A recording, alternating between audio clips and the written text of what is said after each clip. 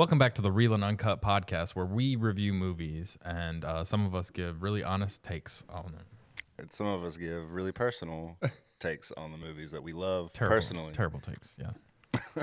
So me and Scott have been discussing how this walkout score works, and both me and him were pretty solid in the walkout category for Wet Hot American Summer, but we just keep I keep beating this dead horse because Russell gave it a 2. And on this score, a 2 is very high. Interstellar got a 1 from Russell, and Wet Hot American Summer, which I could also classify as wet hot American dog shit. No, dude, it's just one step below Nolan. yeah, it is. It is so amazing. Like, everything in the movie was practical. So no CGI. Odyssey's a 3 for you, and then it'd go Interstellar, Wet Hot American Summer, The Odyssey. All right, so in this one, we are going to be reviewing Game Night, and just so everybody is aware, there's probably spoilers. We're just going to talk about the movie, so if you haven't watched it, you should give it a watch, and then come back and shoot the shit with us. This was a Russell recommendation, so I went in weary. I hadn't seen it yet, but it had Bateman in it, and so I'm a Bateman fan. So I forgot you hadn't seen it yet. Yeah. What did you think about it? Well, we got to get in. Okay, I don't know. I felt that was organic. Like, you ain't got to rate it, but I just felt organically like, all right, now let's start talking about the movie. No, I think You're going to give a synopsis for us?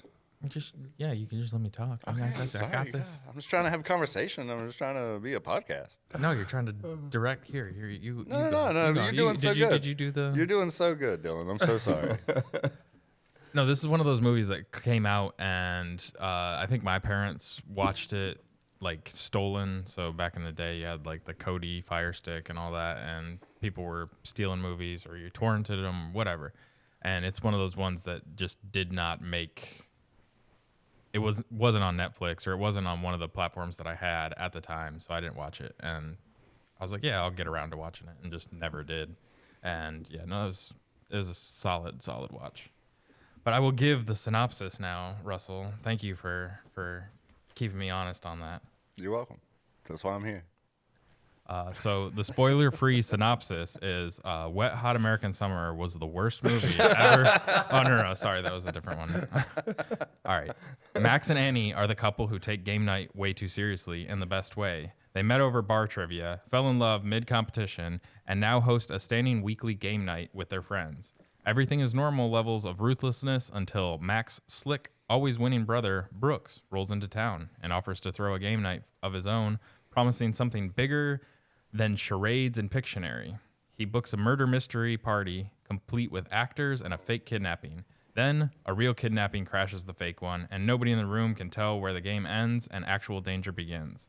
It is a comedy that keeps yanking the tablecloth out from under you. Part party movie, part crime caper. Yeah. I don't know what's a crime caper. It's just like a crime story. Well, it's why just don't an you old just fucking school say story instead? Because it's an old school term for it. Like, is caper a new word for you? Stupid AI. Caper is like a 1950s word. Like, Gene Kelly in this new caper. Yeah. Yeah. With a group of friends who are very confident they can solve this and very wrong about how bad it is going to get. Easy watch, quick pace, and one very unsettling neighbor. I think he stole the show. Oh, Jesse Plemons was Oscar worthy in this movie. It's so fantastic. Yeah, no, like in the beginning, just the awkwardness of like them first originally trying to not have him come to game night, and like him just being like, "Why do you got three things of Tostitos?"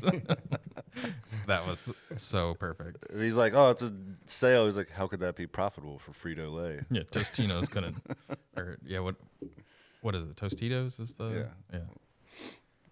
Oh, man, but I wrote down some of my favorite parts of it. The best part in the beginning that really hooked me was when they were talking about having the kid, and they're talking to the doctor, and the doctor's like, "I'm not loving your semen." Bateman's like, "Okay." Yeah. Like that classic Bateman. But then when they bring up his brother, the doctor's like, what is it about your brother that makes you feel emasculated?" I'm just like, man, they're going hard. On him. There were so many good lines and moments. It wasn't a movie like that was built on, like one-liners, but there were so many good one-liners. Like, Like when he's trying to burn the door down, and she's like, "You're gonna burn the door down in a windowless room." They were trapped in. He's like, "Oh, did you fuck Bill Nye the Science Guy? You know, it talks about flames." Like, those are The great little real lines. reveal on who she slept with. Like, I love that they had the not Denzel play not Denzel. Yeah. Through the whole thing. She's like, it was Denzel Washington. What's his name? Billy Magnuson. Like, He's he so plays the funny, best too. dumb dude. Like when he's like kicking the FBI, he's like, he's such a good actor. He's like, he's kicking him. Speaking of the FBI agent, was Jeffrey Wright. Yeah. Who I've seen him give some really good performances, but a lot of times I feel like he's an overactor. Wait, And which one? The FBI agent? The FBI agent. The one playing an FBI agent? Yeah, the one playing the FBI agent who gets punched. Yeah, I love him in most everything that he does. I mean, I saw him in, what was that, American Fiction, came out a couple years ago. He was amazing in that. Like, he's great. Westerwood. But then when I watched him in, like, Batman and certain other movies. Yeah, Westworld. But in the new Batman, certain other things, I just feel like he, like, overacts a little bit in certain, like the way he moves his face. But that was perfect for the role of the overacting actor. I mean, I don't know. He was good in it, too. I was thinking of some of the lines. I'm still laughing. Like when they're in the bar and they're like holding those people up because they're still like thinking it's fake. And she's like, or they're like, how am I supposed to put my hands in the air with my head on the ground? Because like, fuck exactly. Like.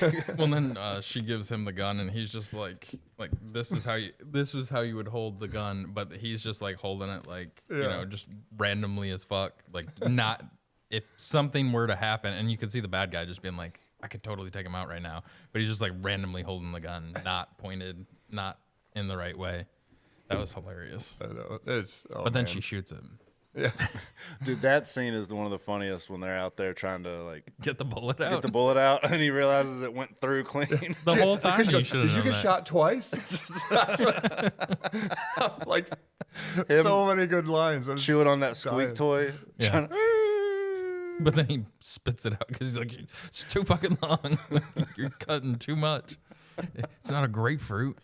Part of what we were saying about this movie was, when it came out in 2018 at the time, like we didn't a lot of good stupid comedy and we enjoy those, but like a really smart, because it's still a smart comedy, even though there's a lot of dumb things happening. It was like really well done. Like we hadn't had one like that in a while, like when that came out. Well, and the plot and the story, the way that it all played together, like they did such a great job of, you think it's going one way, and it is going that way, but then it actually is a different person that caused this to happen. Like, because the brother originally gets the murder mystery going, but then at the very, very end, you find out that it's Jesse Plemons. But then also, it is actually that the brother is a fuck up, and it's the mob boss. And I love that the mob boss is fucking Dexter Morgan. Yeah. Oh, I know. It's so good. There's so many good, like, I don't know if you call them cameos, but cameos in this movie between Jeffrey Wright and Michael C. Hall. Like, I think the funniest part about having Michael C. Hall in it, though, is that he did the Dexter, like,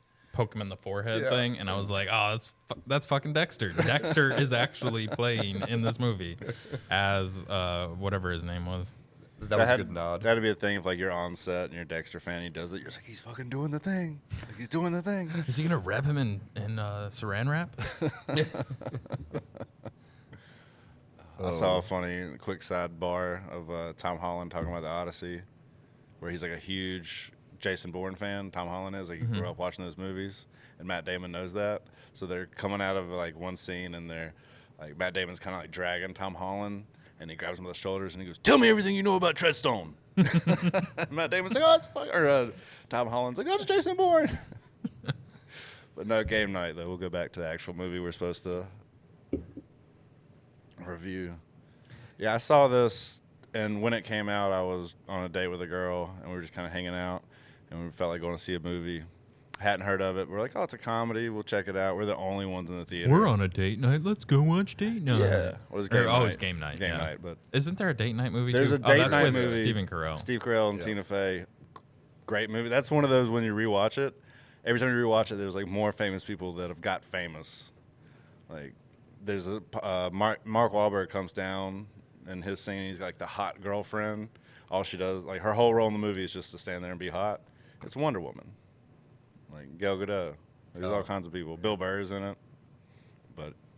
But yeah, no, game night. But I remember watching that in the theater, not knowing anything what to expect. And I haven't heard nothing about it, and we were just both like crying, laughing. I'm like, yeah, there's not. Like, that was during a period where comedies were on a downturn. I feel like they still kind of are. So it didn't get all this publicity as it probably should have. If it'd come out 10 years before, we'd be looking at it like The Hangover. Like, man, that's a classic comedy. But it's just unfortunate when it came out. Yeah, it was cool because everything, like we talked about this with action stuff too. Like everything's just so much like recycled right now. Like nothing's original. Like when Game Night came out, we were like, that was great. And I don't know if we haven't talked about the direction of it yet. The shots where it makes it look like a game board.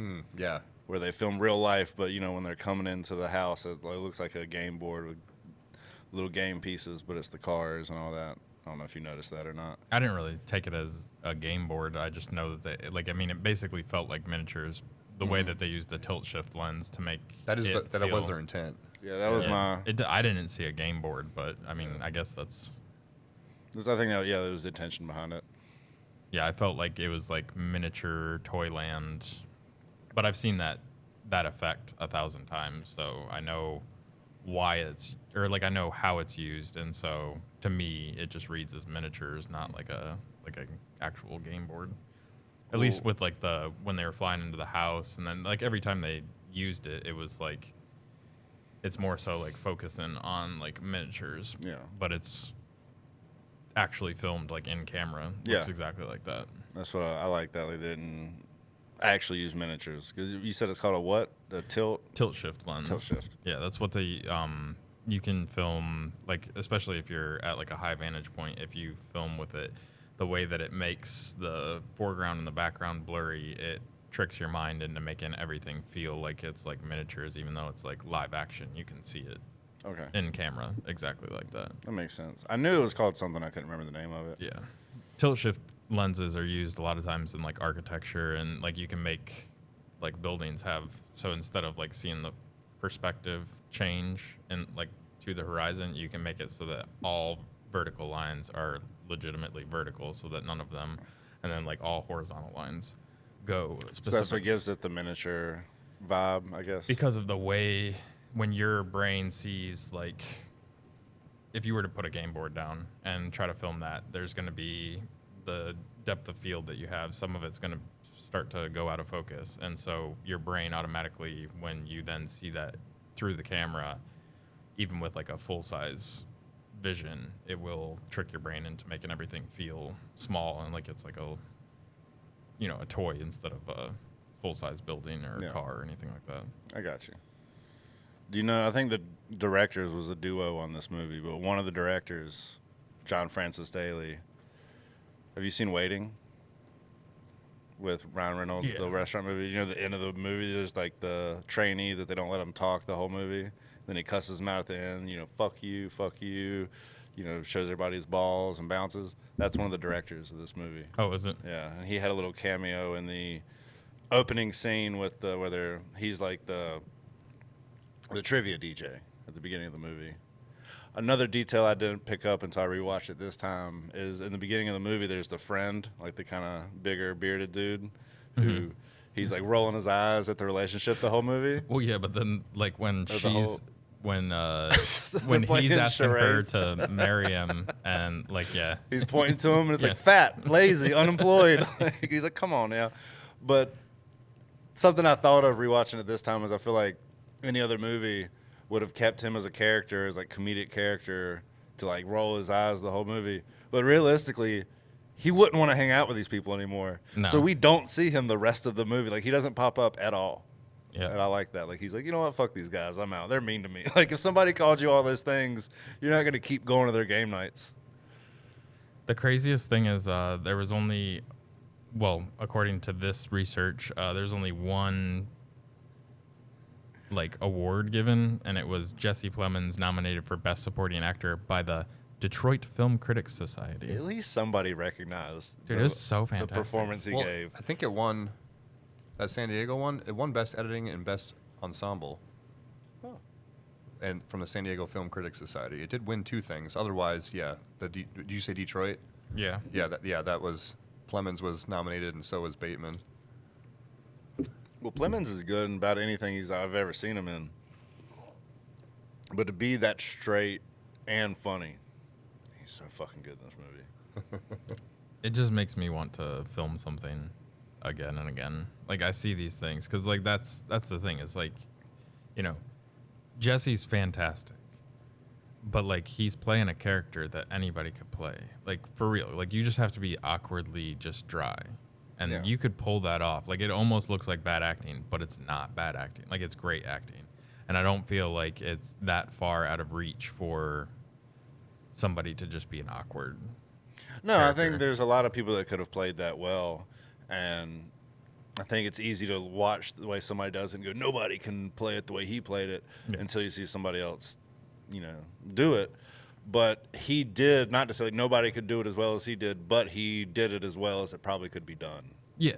Yeah. I think the big thing, though, is like your awkward's different than his awkward. Scott's awkward's different than my awkward. And like all you needed to play was hardcore uncomfortably. Like, he's comfortable in his awkwardness. Nobody else is comfortable at all with his awkwardness. And I think he, as a person, as a presence, like, and not that he's not an unattractive guy by any means, but it's like he just has an unsettling, like, when he's set into that, he can be unsettling just by, like, visually.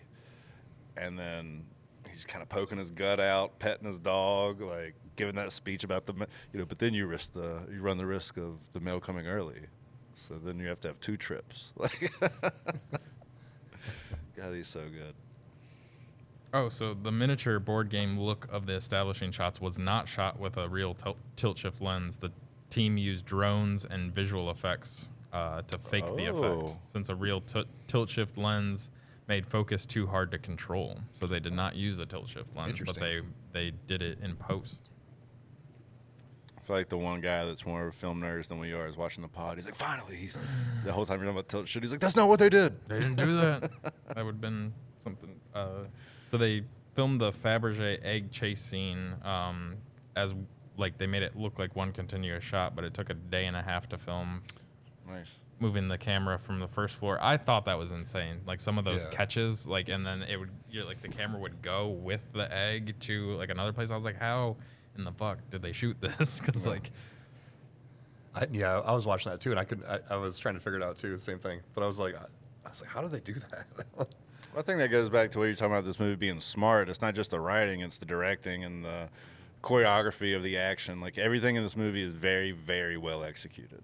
It's not sloppy. They didn't just, here's a script and everybody ad lib. Like, it's a really all around. It's a great movie. it just made me think of they're playing charades at the end, and he's like, turn on the belt, and so like he does turn and then on and then the belt, and then she's like, oh, turn on the belt, and then she turns it on, and it's just like me. He's like, this is the slowest fucking belt in the world, and then the guy just takes like 2 steps back and is out of it, but then she cranks him in the head with the It's fire funny about extinguisher. her because McAdams has been in a lot of. She's actually really funny. That's not the only comedy she's been in, or only movie she's been in where she's been kind of funny. But I feel like I forget how funny she is. 'Cause she's been in a lot of. Wasn't she in The Notebook? Yeah, she was Notebook. Yeah. She's done a lot of more dramatic things, but she's one of those like Sandra Bullock. Like, she can play both. Very versatile. Very, very well. Yeah. I was thinking of it's just how she delivers something, and it's the simplest thing. Like when the guy gets sucked into the airplane engine, and she's just kind of like, "Oh no, he died." But she Like, like the way celebrates she it does first. it. She's Yeah. like, "Yay! Oh no, he died." It's like her delivery of that was so good. Like, it's such a simple, like, anybody could have done that, and it might not have landed the same. Yeah. Like, she's just hilarious. Definitely shout out Rachel McAdams. Yeah, I've always been a fan. I forgot how to pronounce his name. Billy Magnuson, or the guy who played the dumb friend. Yeah. He's so, like, Jesse Plemons gets a lot of, but I don't know. I thought he carried a lot of the comedic weight. He did. Of his scenes. Yeah. When he's locking him in the room and he's just like, okay, bye. Yeah. And he's shutting the door on him. He's another actor where I feel like after I saw him in Game Night, I saw him pop up in so many different movies and TV shows, and he's always really funny and good. But Yeah, no, he's one of those guys where, like, I couldn't tell you what else I've seen him in, but like off the top of my head, but like I know I've seen him in a lot. He's in this miniseries called Maniac, and he has like that jovialness about him, but because of what his character is, it's like almost sinister. Which he's not in a ton, but yeah, when he's sliding the money, the $5 across the table, and then the $1. She's like, it doesn't matter how slow you do it, it's $7. 17. Or 17. Yeah. Doesn't matter how slow Yeah, you no, do it. when he was like, how about this? I thought he eventually would have like a 20 or something, but he started with the most. He started with a 10. And that was the 5 and the 1. she's like, how much will it take? And the lady's like, $100. And then she's like, all right. He's like, I don't have it. She's like, how much do you have? It's 17. You bought $17 on a night out? Yeah. I love how she gives him crap for that. Well, it's so wild because honestly, the girls that Home Dude brought to the game nights, the one that he was bringing as a ringer for being smart and stuff was the best looking one. And like, I would have dated her before I dated any of the idiots that he brought for the other ones. Like, I know that they were supposed to be like, Instagram. Stereotypically, But yeah, no, she's smart, successful. Like, why the hell wouldn't Funny, you be interested witty. in this girl? yeah. Nah, definitely. Oh, that's what he's from. Lamorne Morris. I was trying to remember what I knew him the most from, and it was New Girl. Yeah, New Girl, yeah. Because that was actually a really good TV show. I like that one. I think the person who played his wife in that I knew the least, but she was good in it too. She was funny. Yeah, I've seen her in a lot of stuff too, and I can't think. That was Kylie Bunbury, I think, right? I believe so, yes. Oh, she's in Big Sky. Okay. That's something I've watched, but yeah. I feel like she's just been in smaller stuff maybe. I do love the reoccurring of the rich people having the fight club. Yeah. And then the forensic, I fucking knew it. Yeah, it had to at some point because like as much as he brought it up, there's no way you were making it out of this movie without that coming up. Oh, yeah. Yeah, it had to happen. Well, and then once you knew that it was like these big mob bosses, like, and like I didn't think ahead to it, but as soon as he's like, I told you, like before they showed it on screen, I was like, oh, yep, there's a Fight Club. No. They're at this big event. So you want to know how they got the dog to lick the blood off the floor? It's probably like a cherry syrup or something, or Tuna juice. oh, They used tuna juice. The rest of it was corn syrup based, but the stuff to get him to lick the carpet was tuna based. tuna juice, tuna based. That was also great. He's like trying to like wipe him off, and all of a sudden he's just like completely red. I thought Smeared blood all over this dog. I thought it was like his ex-wife's like something to do with their wedding or something, but then it's just this fucking creepy T-shirt. I feel like you'd have this T-shirt. Like, If you had like an ex that you really were pining over, you'd be like, I'm gonna get a T-shirt made of a picture of us on this T-shirt. yeah, I'm gonna stand outside the front yard. Like, you guys, anybody want to hang out with me? I mean, Game night tonight. that's night? kind of what people that like this movie called Wet Hot American Summer tended to do things like that. Brought it back. Brought it called back by the Scott. So what did this one make? Do we have the numbers on this one? This one, I think it was like 116 million or 117.7 million worldwide. That was the worldwide box office. Yeah, 69.3 domestic. The budget was 37, so that's pretty good. I mean, yeah, Yeah, not a Not a huge maker, but huge success, but but they didn't lose anything out of it. wasn't no obsession. No. it says it released alongside Annihilation and Every Day, which neither of those two movies do I remember. Annihilation's great. It's Natalie Portman. Do I? Oh, yeah, that is a good movie. I That's have an seen amazing that. Yep, movie. that is a good movie. I think this one, by far, is way underrated for what it actually came out to be. Because this one is one that I'll end up going back and watching again multiple times. This is one that if cable was still a thing, it'd come on TV, and then kind of like Joe Dirt, where like it's not huge in the theater, but then once it gets on cable and it's on almost every day, Comedy Central, like now it's considered a classic. Like I feel like if it had that TV rotation the way it would have 15 years ago, this would be one that like even though it didn't do gangbusters, it would have caught on eventually. Yeah. And I still think it kind of has over streaming over the years. And it's that thing, if something comes out, nobody talks about it for 8 years, and then it gets put on Netflix, and everyone's like, have you seen that movie Game Night? You know what I mean? Yeah. Yeah, I still think it's something that is a little bit of a hidden gem. I think, some people know about it, but I think it's still one you might know a lot of people that haven't seen it, I think that's the tough thing with streaming right now is there's so many different platforms and it's round robin. Like Game Night could be on Netflix for a year, 6 months, and then it pops over to HBO Max. And with it being constantly shuffled, there's movies that you don't know you really want to watch them until it's like, oh, now it's on this platform that you don't subscribe to. So do you want to buy this movie? I don't really want to buy it, so I'll just wait till maybe, and then it takes 6-8 years before you actually. For people out there, if you want to watch it, it is on HBO right now for free. But the good thing about this one is it's not expensive to rent because it's not like when something comes out and it's $20. Like I think I saw it for like $3 or something on a couple of platforms. So yeah, I think I bought all of the Hunger Games recently for my wife. She was like, I want to watch Hunger Games, this one, and it's like you can buy all of them for $20. I was like, deal. I rewatched those last year. Those are good ones. Yeah, they are. Well, the first two. Yeah, and true. then it's just. Did you ever see? There's another one that came out with different people. Yeah, there's one that came out just a few years ago. And Plemons actually plays, I think, the Philip Seymour Hoffman role because it's like a prequel.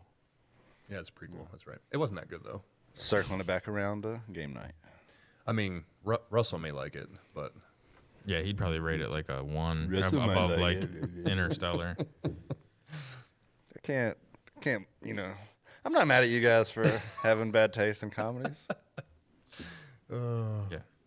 Gaslighting. Remember how I told you that Russell was gaslighting us earlier? yeah.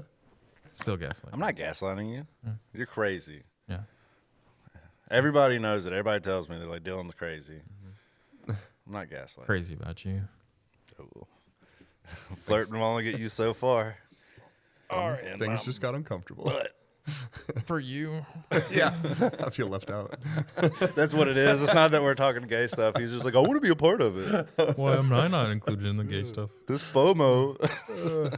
Wait, what'd you call me? No, I said FOMO. FOMO being homo. So what's everybody's rating on this one? Who's starting this this off? We'll make Russell do it. Y'all since both looked at me. He was the one that picked it, so he's got to put his vote out there. I say it's a solid 1. No. So you went so high with I the did dog go. shit, I do. comedy that now you gotta admit this one beats out Wet Hot American Summer. Gotta admit it. I say it's better directed and it's smarter. Better shot, humor. better acted. It probably is a better, better movie. Better every bit of it. The thing on Wet Hot American Summer that made me so high on it was the nostalgia and how much. I mean, I've seen that movie 25 times. Like I fucking still love that movie. But I'd give Game Night. I want to say a 3, but honestly, I feel like it's a 2. Like it's such a. I give it a solid 2. Well, I think. Well, hold on. A 2 is a 9 or a 2 is an 8. I'm still confused. Because then a 1 is a 10.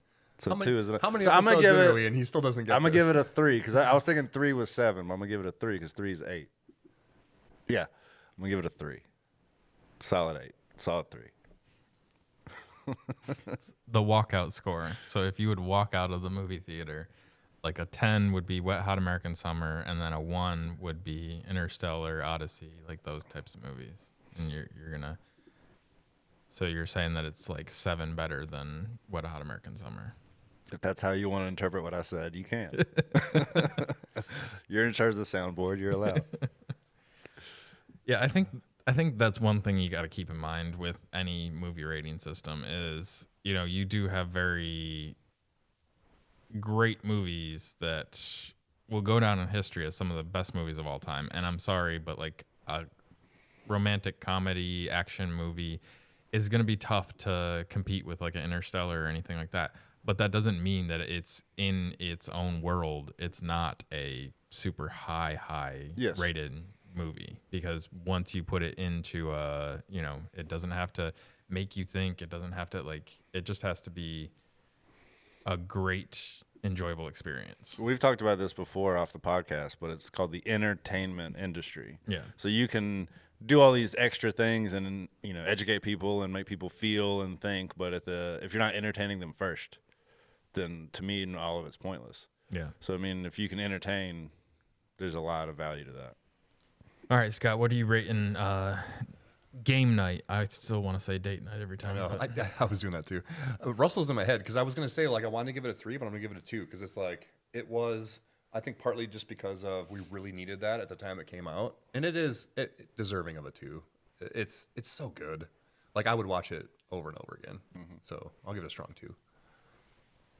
Yeah, I mean, I'm same as I am weirdly like a Jason Bateman fanboy. Like anything that he's in, there's very few things where I'm like, this is dog shit. But as a Jason Bateman movie and the way that they put it all together, like it's so great of a storyline to keep you guessing, especially the first time through. Like, I mean, the second time you already know the mystery of it, so it's not, but the whole build of the movie was fantastic the whole way through. So yeah, I'm solidly in a 2 camp. And I think the humor carries it on the. I probably watched it 5 or 6 times because I have it on Blu-ray, and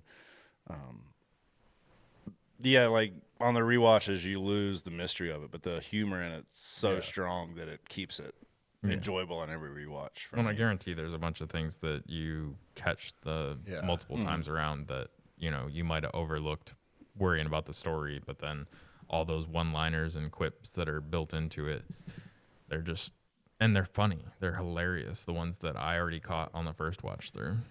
And like I was saying before, it's not just the fact that they're funny lines, it's the delivery in this movie. Like everybody delivers such a good performance on how their characters act and how they deliver those lines that it just makes it so good. Like oh yeah.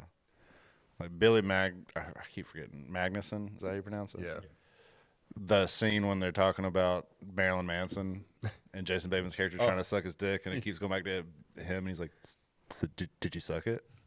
Like, just his delivery on that is so funny. Yeah, his face, like his character in this movie, the way, he's dumb, but he's almost like a wide-eyed child. Like, he just has the eyes when he's like he's so excited. And that's a great way to put his character. He's not like, he's an idiot, but he's not just an idiot. He's just a kid. Yeah. He's a little kid. He's like a kid. Yeah. All right, so next week we will be covering one of my favorites of recent is Project Hail Mary. That one's going to be a fun one to go through. I went and saw that in the movie theaters by myself. Nice. It was a date night that I had by myself. I thought it was. I mean, we're not going to talk about the movie. Don't ruin it. Yeah, it wasn't. Hate it. It wasn't a Wet Hot American Summer, but it was Also, good, also, I'm gonna throw this at you guys because I think we almost forgot, and I just scrambled to do it. No, we have to give recommendations. Yeah, That's fine. You guys do. You act like I wasn't. On no, my Dylan's game. always Right on it. there. Dylan is always Come on on, point. guys. I'm the guy at the restaurant where I was like, all right, you guys order and I'll figure it out while the waiter's here. I was over here going, oh crap! I'm like trying to figure out what I'm going to recommend. All right, so Russell has to go first. Yeah, Russell has to go first. No, you got this, Dylan. Let's give us something like top notch, like Wet Hot American Summer, just so we can like make sure that the people can trust your recommendations. We're just gonna have awkward silence and just, Wow, sit here and think about it. Oh man, you go first, Dylan. Just give me a chance. All right. So, just based off of previous recommendations, it's one that I haven't seen in a while, but I think it's a solid watch. I should watch it again just for the shits and giggles of it. But it's got one of the actors from Hackers in it. Short Circuit. Johnny Number 5. Oh, Johnny 5 is alive. It was a great watch as a youngster, and I watched it 100 times. And so that one's always, it's very a gnome name norm Upworld. There's at least adjacent. two, isn't there? There's a second there's one. Is there two. a third? I know there's 2. Yeah. But yeah, that's my recommendation. Mine is me. I keep doing shows all the time. Always. Because we don't talk about shows a lot yet. So this is an Apple TV original because I'm really big on how good their studio is right now. And this one I feel like is a sci-fi that now I'm hoping there's another season. They haven't closed it out yet. It's called Dark Matter. It's really good, and it has Jennifer Connelly and Joel. I can't say his name. Edgerton. Have you picked any other or any other shows that weren't on Apple TV? Yes. I think every single one of them's been Apple I did TV. Spartacus. Yeah, he did one or two that were, but pretty much everything. has Maybe been- 2. I did Heroes.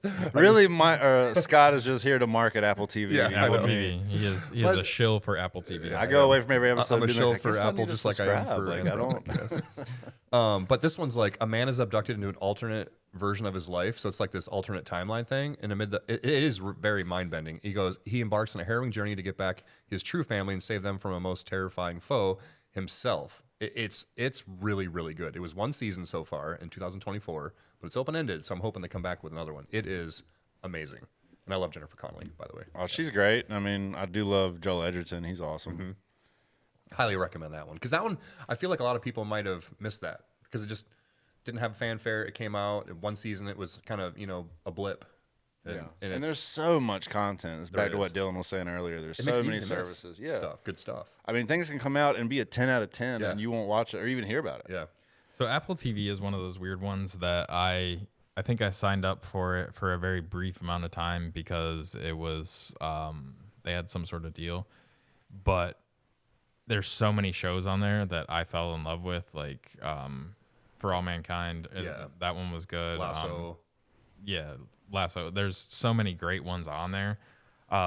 If you do want to get into it, if you already have Peacock, you can get Peacock and Apple TV bundled for $14.99 a month with ads. But if you pay $19.99 a month, so between the two of them, paying $20 a month, you get both of them ad free, and that's a pretty solid deal. that's a good deal. Because otherwise, you're paying $12.99 for like Apple TV with ads, and then you're paying like another $8.99 for Peacock with ads, and so by that time, you're already spending more than that $20 without ads. So, or if you're a T-Mobile guy, you can get it for $3 a month.